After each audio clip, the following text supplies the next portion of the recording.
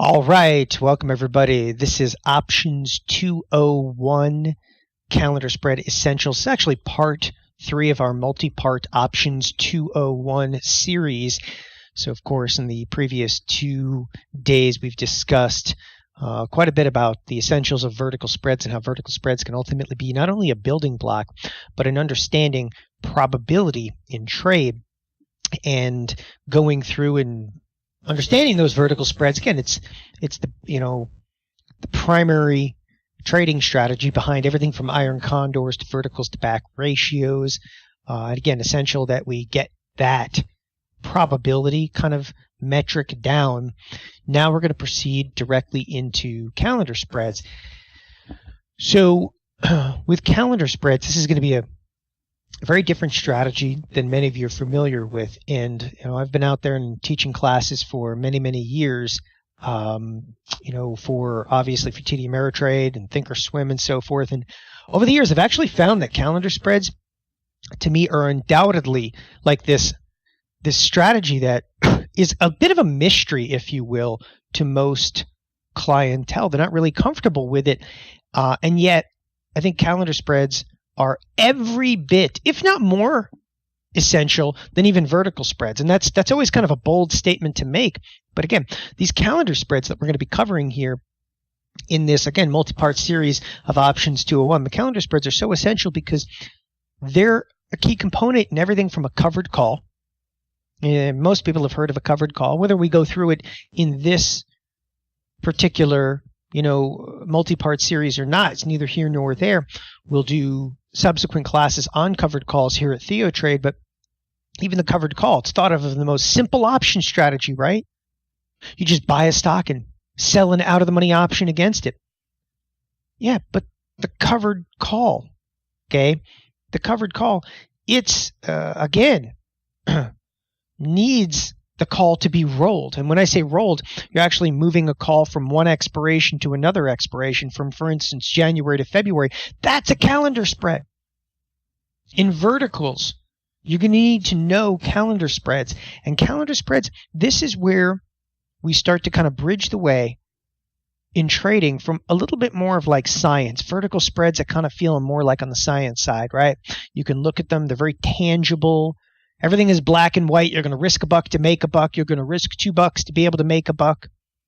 You're going to risk $1.50 to be able to make $3.50, and you can figure out probabilities. Calendar spreads, there's going to be a little bit of a gray area. They're not as clean, if you will. And when you go through them, you're going to realize why many people don't love the idea of a calendar spread because, again, there's like this open-endedness. I'm not exactly sure what I can make, or I'm not exactly sure what I can lose. Well, that's what we're going to try to really get you to not only kind of respect the calendar spread, but to be able to use this strategy effectively throughout your trading. And that's why it's one of the major essentials here in our Options 201. So we're going to start this section. And again, we're breaking each one of these segments up into 45-minute, okay? So it's a little bit piecemeal, but that's good because there's only so much you could possibly take at one time without your head just splitting open like a cantaloupe. So we're going to review a little bit about time decay because these calendar spreads, they're actually also known as time spreads. Back in the day, they were even called horizontal spreads, but time spreads, calendar spreads has a tremendous amount to do with time. So if you've been through the Options 101 series, you probably recognize a couple of these slides. They're the slides just to review time decay. So let's review how options decay. Options decay at what we term the square root of time. I just love saying that. It just means this, okay? Options decay substantially faster the closer they come to expiration. So if you looked at an option that was 6 months out, right, out here, versus an option that was 3 months out, okay, versus an option that, for instance, is 1 month out, the decay is going to be in a much steeper decline here with, for instance, 1 month versus 3 months versus, for instance, 6 months. So from 6 months to 3 months, yeah, options decay. But from 3 months to 1 month, they really start decaying. But from 1 month to no time, it's like straight down, right? Just remember that. And I think almost everybody recalls that when you mention it, okay? But it's a good thing to review that option decay is not linear. And that's the important thing. When I say is not linear, I mean that's like kind of a complicated terminology there. Linear would be like like a straight line down. No, options decay is it's exponential. And I think sometimes the word exponential makes more sense than the square root of time. So they're exponential. Now, time decay, buying an individual option immediately puts you on the clock, right? You buy an option, if you buy a call or buy a put for that matter, every day that passes sees the dwindling of your options premium, okay? So this is a term that we call theta. Theta is the Greek for time decay. Okay, so you kind of sometimes want to, wake up and kind of smell the theta, if you will. You're like, what are you even talking about over here? Depending upon what trading application that you may have, okay, you can go typically to your monitor tab or whatever it is, your activity and positions tab, depending upon what again and where your brokerage may be, and you review what's called your theta. Okay, and you can aggregate your theta over here, and my theta right now is it's close to $300 a day. All right, what that basically means is for every day that passes, I am positive $300 a day of decay. All right, so you make $300. Why? For being alive, and that works for me. that's it. So that's what theta happens to be. Now, theta is just another way of describing this. Okay, apparently. All right, I sold options. And when you sell options, they decay in your favor. But you could be taking a lot of risk. So, the power of time decay. Now, again, this is kind of one of those important examples. And I think that it's confusing if it's the first time you've seen it, but I've used and will use this exact same slide again and again and again in different classes to I want it to resonate. I need it to resonate with you. But an option for 1 month is trading for $1. The question then is always, what is an option? Okay, so you get an option for 1 month trading for $1. What is an option? Okay, for 2 months trading for? As I said, options not linear. So if it's trading for 2 months, there's actually math behind this. And it's this, again, okay, this $1, and it's times the square root of 2. You're like, where did the 2 come from? Well, it's 2 months. It's double the time over here, and that happens to equal $1.41. So the thing I want you to see is that an option for 2 months is at $1.41. An option for 1 month is at $1. Okay? Now, as I do this, and I'm going to bring these up, all right, the reason that I'm bringing this up is I want you to see, okay, you want to be able to collect some time premium. That is, you want an option that's going to decay. Well, if you sell a 3-month option, you'd be selling that for $1.73. Now, if you sell something for 3 months and you sell it for, again, $1.73, and we say sell. Doesn't matter whether it's a call or put. You just sell this option, whatever it is, for $1.73. What's the most you can possibly make? If you sell something for $1.73, what's the most you can make on it? $1.73. Like, nobody's going to come back a week later and go, ooh, you were such a good person. You're such a good person that, you sold me this option for $1.73. I'm going to give you an extra $1 because you're such a good guy. That doesn't happen. It's like, that's like going to selling a car. You're like, or you buy a car and you're like, oh, this car is so good that I bought. Instead of paying, Tesla $35,000 for my, car that isn't even built yet, let's pay them $60,000 for my car that isn't even built yet. So it doesn't make sense, right? Whatever you sell something for, that's the maximum you can make. And that's selling it for 3 months. And what would you rather do? Would you rather sell something for 1 month and collect $1? Because after 1 month, what can you do after 1 month? Sell it again for what? $1. Then what do you do after that month? Sell it again for $1. The way I see it, you got 3 chances. You can collect $3, or right now you can sell something for $1.73. What would you rather do? You guys see where I'm going with this? So you can sell something for a month for $1. Then you can sell it again and again and again and again. Or you could just sell something for 3 months for $1.73. The most you can make is $1.73. Clearly, there is more premium. That's option premium. There is more premium, okay, to be harvested in the shorter duration expiration. Now, this gets kind of crazy. Why does it get crazy out there? It gets crazy because we don't even have 1 month options now. We also have weekly options, which again, we introduced in the options 101, right? Where you have an option for 1 week, 2 weeks, 3 weeks, and so forth and so on. Now, the reason I brought up 1 week, 2 weeks, 3 weeks, the math is the same. If an option for a week is trading for $1, an option for 2 weeks is going to be trading for $1.41, an option for 3 weeks is going to be trading $1.73, and so forth and so on. Okay? And we're not going to get tremendous amount into the criteria per se. Criteria is all about, do I select 1 week or 2 weeks or 3 weeks? It depends on the strategy, but you got to understand how fast the decay is in the short duration versus the long duration. And that selling premium, okay, can be really effective because you're afforded so much opportunity now, especially in these weeklies. Moving along. Now we're ready for calendar spreads. Understanding calendar spreads. And again, I always hesitate because, time out for a second.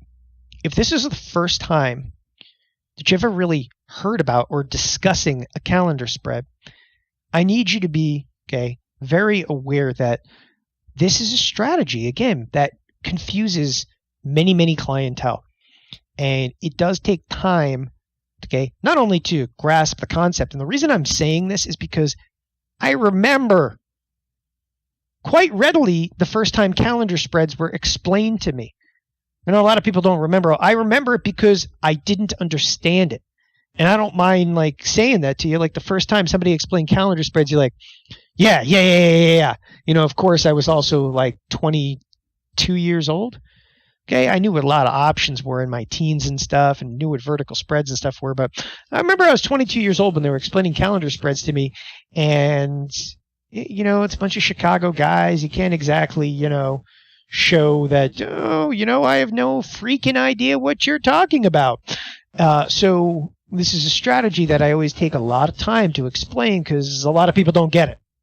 Right? And it's how you make money on it. So a calendar spread is the simultaneous purchase and sale of an equal number of options of the same series. Series means calls with calls, puts with puts, right?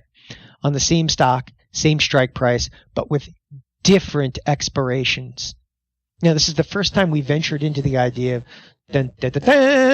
different expiration cycles. So we're going to be trading 1 month against 2 months, 1 month against 3 months.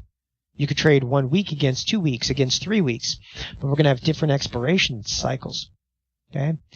If you were buying the spread, buying time, you would be buying a far month option and selling a near term option of the same strike.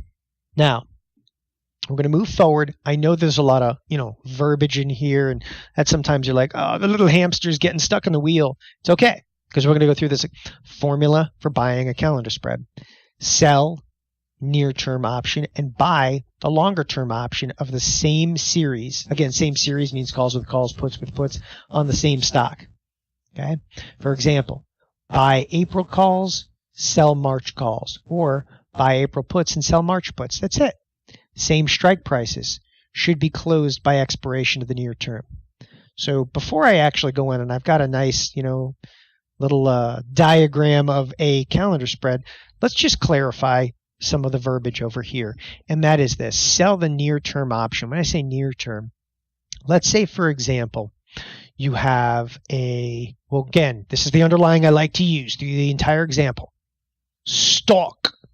And the stock is trading right smack at 100. And through a lot of the examples we used, it was Apple, and Apple was trading right around like 105. Apple's no longer at 105. Apple is lower. Okay. So here's a stock trading at 100. And in this particular case, we might go out and do something along the lines, again, sell the near-term option, buy the longer-term option. And again, think about different months.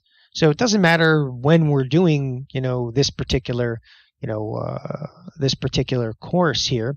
Let's say, for example, we were out and we were going to sell, okay? We're going to sell, and let's say a May option. And we're going to sell a May 100 call. Okay, you sell the May 100 call. And then we're going to turn around and we're going to buy a June 100 call. Now again, what does it say? Sell near term. Near term is May. Buy longer term. Longer term is June.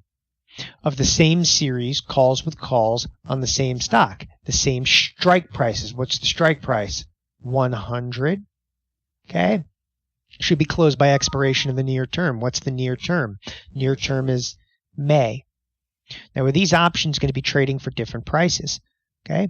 Well, in our first example, we talked about an option for a month trading for around $1, and an option for 2 months is trading for around $1.41. So this entire spread, again, we sell these, we buy these, this entire spread may only cost us 41 cents. Now, that might not be reasonable for a $100 stock, but it's just a prime example. Now, you look at this and you think to yourself, okay, I get it. I get it. How the heck do you make money on it? All right. Well, you guys are going to tell me, as you're thinking about this, you're selling May and buying June. You're selling May, it's an option for about $1. An option for a month, and it's got about 1 month to, let's say, go to expiration. The June's got then 2 months to go to expiration. But assuming the stock stays absolutely, completely, and totally flat, what happens? What happens over the course of a month? So now, here we go, is if you guys remember when we're all younger, we watched The Price is Right. Okay? So when we were younger, did anybody watch The Price is Right? Come on! I can't watch The Price is Right anymore. Bob Barker, he's the only person that should ever be on The Price is Right. I don't care what anybody says, right? But anyway, the reason I bring up The Price is Right, there's a little mountain climber, like, which is time going by. Anyway, let's say time goes by over here. Guys, get where I'm going there. May options. What happens to May options? Okay. Speaking of which, okay, so everybody does know what I'm talking about here with The Price is Right. Fantastic. All right. I am not alone. So pretty sure Bob Barker, I think I learned to talk from him. Yes, I was a 1970s child. The May option is going to decay at a more substantial rate than the June option. It's because the May has less time. Okay. If you looked at the end of May, so expiration, right? Here we are with 1 month. And expiration, boom, comes right in fast, and that's 1 month, and that's May. This option goes from $1, and assuming the stock doesn't move, the option goes from $1 is worth what? Nothing. It's worth absolutely nothing. But what happens to the June option then? Okay? Can anybody, and if you think about this, can you tell me, what is this June option going to be worth 1 month from now? Okay? Assuming, again, that the stock is completely and totally flat. By the way, this is, assuming the stock it just kind of migrates up and down in a really, really tight channel, just to make it easier over here. What happens is this May option, what's a 100 call worth? What's a 100 call worth when the stock's trading at 100? At expiration of the May option, the 100 call is worth zero. It actually is worth zero. Then what's this June 100 call worth? Well, there's no longer 2 months left in the June option. Now there's only going to be 1 month left in the June option, so it's the same option. This 100 call becomes this 100 call. Like, right? June right now has 2 months. This has 1 month. If this 1 month is gone, this 2-month option has 1 month. What is it worth? It's worth $1. So that's how you turn your 41 cents into $1. You're like, what? Don't worry. It's only the first time we've gone through it.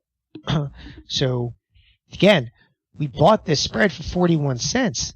Let's assume the May option is gone now. It expired worthless. We would never let it expire worthless, but it expired worthless. The June option then has 1 month. A 1 month, 100 call in this stock must be worth about $1. So we bought the spread for 41 cents. The May option, decayed to nothing. We're left with the June option. It's no longer worth $1.41. Now it's only going to be worth about $1. We sell it for $1. We paid 41 cents for the whole spread. Done. Out. What's the gain over there? Plus 60 cents with minimal risk. Again, that's what I want you to see. The 41 cents, no, it's not worth 41 cents. It's worth $1. Now we're going to go through this a bunch of different times. Okay. I start